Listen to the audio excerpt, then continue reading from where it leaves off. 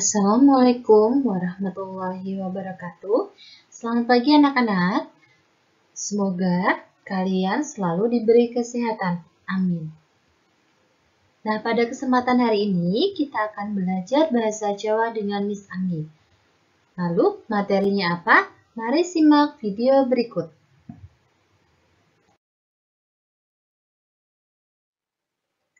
Hari ini kita akan belajar tentang materi unggah-ungguh basa Jawa. Apa itu unggah-ungguh basa dalam bahasa Jawa?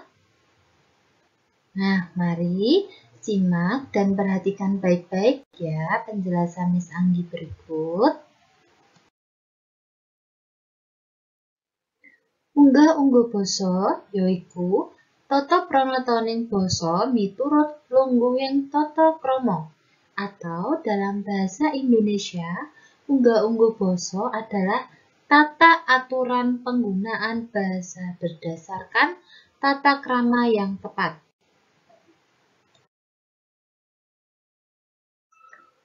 Unggah-ungguh basa ana loro, yaiku basa krama lan basa ngoko.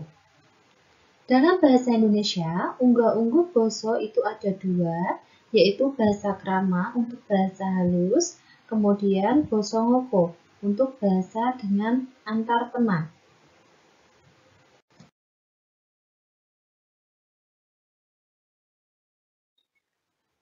Panggunane basa krama yaitu atau kita menggunakan bahasa krama untuk berbicara atau berkomunikasi dengan siapa saja.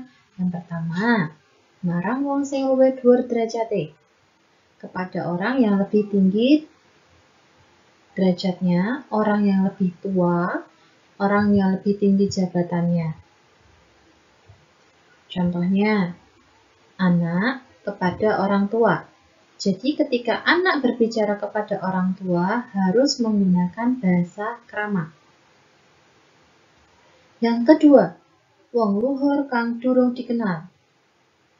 Contohnya, kita harus menggunakan bahasa krama kepada orang tua yang belum kita kenal. Yang ketiga, wong saderajat nanging padha ngajeni. Contohnya adalah ketika kita berbicara dengan teman sebaya atau teman seumuran, tapi tetap menggunakan basa krama untuk saling menghormati satu sama lain.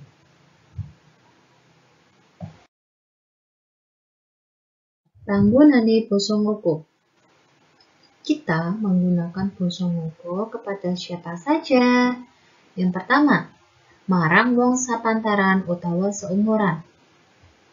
Misalnya, kamu dengan teman kamu ketika berbicara menggunakan basa ngoko.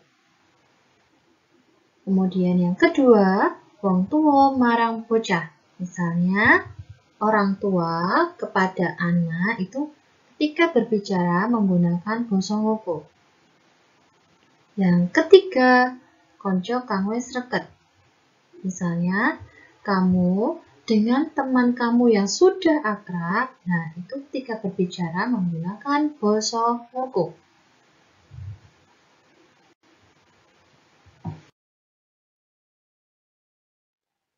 Tulodo basa krama lan basa ngoko. Atau contoh basa krama lan basa ngoko. Yang pertama, contoh tembung siram lan atus. Siram itu artinya adalah mandi. Adus juga artinya adalah mandi. Yang pertama, siram. Siram itu dalam bahasa Jawa itu termasuk basa krama. Contoh kalimatnya adalah Bapak nembe siram nalika adikku nangis. Jadi, untuk orang tua kita menggunakan basa krama. Kemudian contoh yang kedua, adus. Yang termasuk basa ngoko. Contoh kalimatnya adalah adikku adus nalika wayah sore. Nah, jadi kepada adik, orang yang lebih muda daripada kita, boleh menggunakan basa ngoko.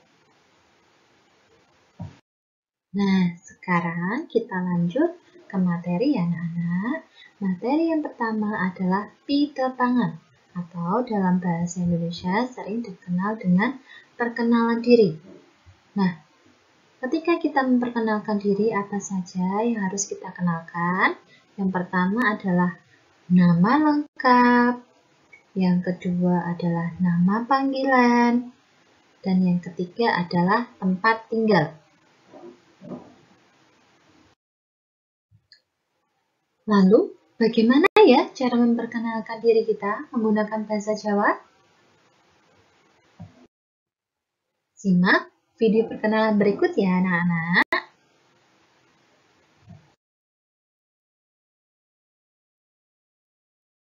Hei para konco, tetangaken nami kula Almavira Resti Ramadhani. Saged dipuntimbali Vira. Griya kula wonten ing Jebongan Ngestiharjo, Kasihan Bantul. Matur nuwun. Untuk bahasa Jawa, ketika kita menyebutkan nama, ada beberapa bahasa diantaranya yaitu jeneng untuk basa ngoko, nomo atau nami untuk basa krama, asma untuk basa krama inggil.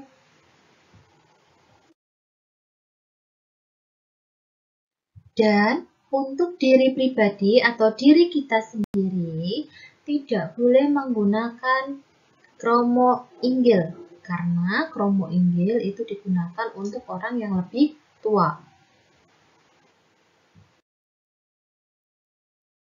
Yang boleh digunakan yaitu nama atau nami. Jika ingin menambahkan nama panggilan, kita dapat menggunakan kata saged dipun timbali, yang artinya kita bisa dipanggil dengan panggilan. Untuk memperkenalkan tempat tinggal kita dapat menggunakan kata griya, atau artinya adalah rumah.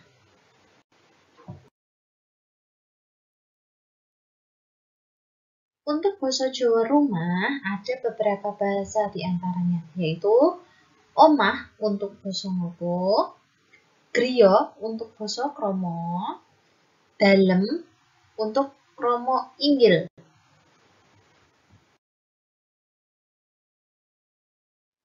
Dan bisa diulangi, untuk diri pribadi atau diri sendiri tidak boleh menggunakan krama inggil. Sehingga menggunakan kata griya untuk menunjukkan tempat tinggal kita.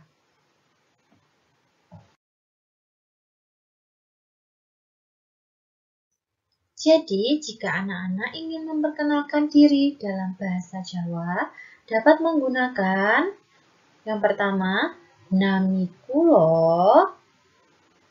Yang kedua, saged dipun timbali. Yang ketiga, griya kula wonten. Materi selanjutnya atau materi yang kedua tentang butir-butir kesantunan basa. Kesantunan basa itu ada beberapa macamnya. Yang pertama ucapan salam, ucapan permintaan maaf, ucapan permohonan izin, dan lain-lain. Mari kita simak penjelasan dari Miss Andi. Untuk yang pertama yaitu sugeng enjang. Sugeng enjang dalam bahasa Jawa itu untuk mengucapkan selamat pagi.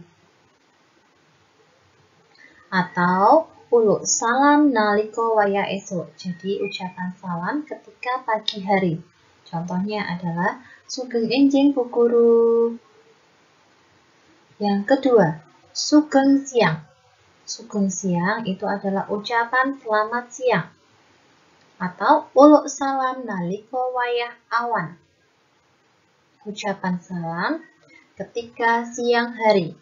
Contohnya adalah sugeng siang konco-konco.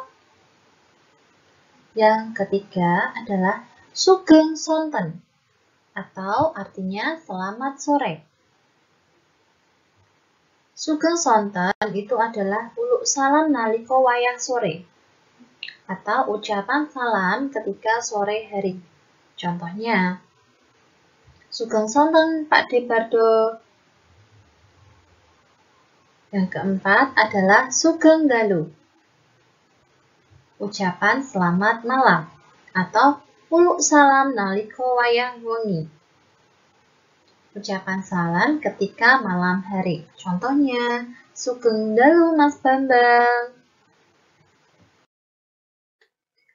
Ucapan selanjutnya adalah ucapan terima kasih. Ucapan terima kasih dalam bahasa Jawa adalah matur nuwun.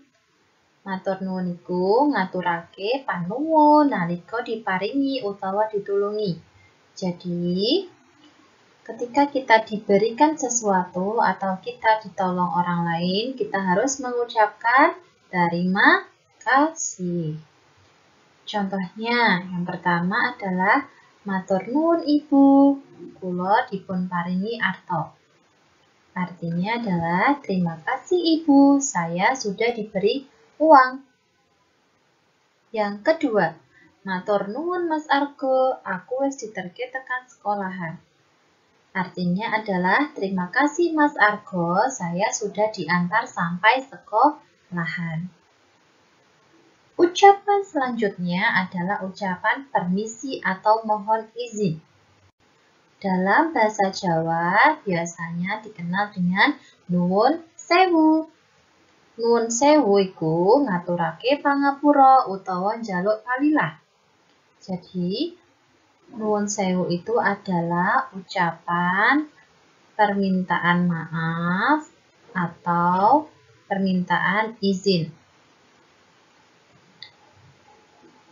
Contoh yang nomor 1. Nuwun sewu Mbak Ayu, jenengan ngaling-alingi kasuwun geser sekedhik. Mohon maaf Mbak Ayu, Anda menghalangi. Tolong geser sedikit. Contoh yang kedua. Nuwun sewu Mas Bagus, kula mlampah rumiyin nggih. Artinya adalah, permisi Mas Bagus, saya jalan duluan ya. Ucapan selanjutnya adalah permohonan maaf. Permohonan maaf ada dua, yaitu yang pertama nyuwun pangapunten dan yang kedua adalah nyuwun pangapura.